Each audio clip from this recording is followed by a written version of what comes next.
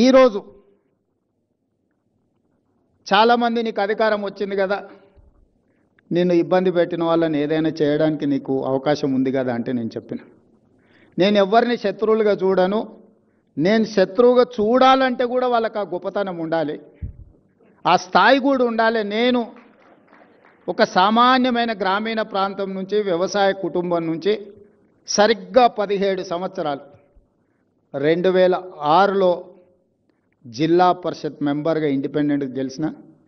2007లో ఎమ్మెల్సీగా ఇండిపెండెంట్గా గెలిచిన, 2009లో మొదటిసారి ఎమ్మెల్యేగా గెలిచిన, 2014 రెండోసారి ఎమ్మెల్యేగా గెలిచిన,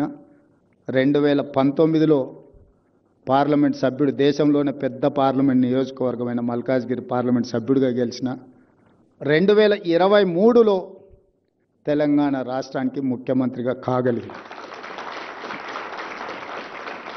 గ్రామీణ ప్రాంతం నుంచి, వ్యవసాయ కుటుంబం నుంచి, మధ్యతరగతి ఉమ్మడి కుటుంబంలో పెరిగిన నేను ఇంత గొప్ప అవకాశాన్ని 4 కోట్ల తెలంగాణ ప్రజలు ఇస్తే, ఈ అవకాశాన్ని 4 కోట్ల తెలంగాణ ప్రజల యొక్క సంక్షేమం కోసము, అభివృద్ధి కోసము,